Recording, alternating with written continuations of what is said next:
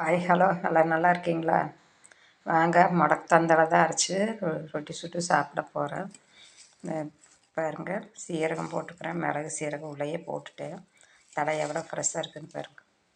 வாடின மாதிரி கிடைச்சாலும் கூட உங்களுக்கு நீங்கள் தண்ணியில் அலசி எப்போவுமே எந்த கீரையாக இருந்தாலும் இது வாடின கீரை அப்படின்னு நினைக்கக்கூடாது.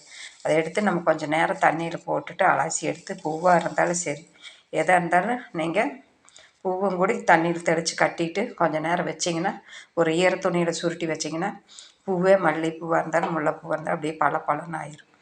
அதே மாதிரி தான் இந்த கீரை ஐட்டங்களுமே நம்ம பொரிச்சிட்டு வந்து கொடுக்கும்போது பார்த்திங்கன்னா வாடி இருந்தது. நான் பாருங்கள் தண்ணியில் அலசி வச்சுருந்தேன், அப்படியே பளபளன்னு ஆயிடுச்சு. அவ்வளோதான். இது அப்படியே நம்ம கொஞ்சம் மிளகு சீரகம் உள்ளே போட்டுக்கிறேன்.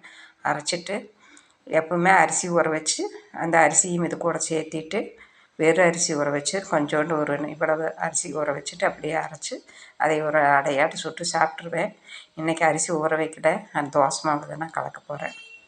அதனால வெறும் முடக்கத்தந்தால குருமிளகு சீரகம் உள்ளே போட்டிருக்கேன். திட்டமாக எவ்வளோ தேவையோ அது இட்லி மாவுலேயே உப்பு இருக்குது போட்டு ஆல்ரெடி கலக்கிட்டேன். அதனால் இதில் கொஞ்சமாக உப்பு சேர்த்து அரைச்சிட்டு கலக்கி தோசை ஊற்ற போகிறேன். வாரத்தில் ஒரு நாள் 2 நாள் இந்த மாதிரி செஞ்சு சாப்பிட்லாம். குழந்தைகளுக்கும் கொடுக்கலாம்.